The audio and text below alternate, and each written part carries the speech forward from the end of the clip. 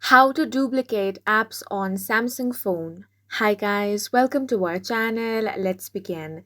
First of all, you want to open up your settings. Then you want to tap on this search icon. Here you want to search Duel. Then you're going to find the option of Duel Messenger under Advanced Features. Tap on this. Now from here you can easily duplicate apps on Samsung phone. So go ahead and tap on the Duel Messenger option. Now, this is mostly for these social apps such as WhatsApp, Snapchat, Facebook, Viber, and Messenger.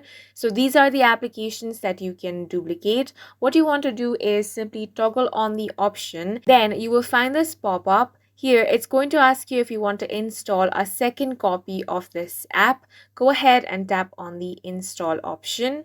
Once you tap on that, a second copy will be installed. So I have duplicated WhatsApp. So as you can see, there is the duplicate WhatsApp over here. So you can simply tap on this. Now you can sign into your another account on WhatsApp, and that's it for this video. If you found it helpful, please make sure to hit the like button and subscribe for more videos like this.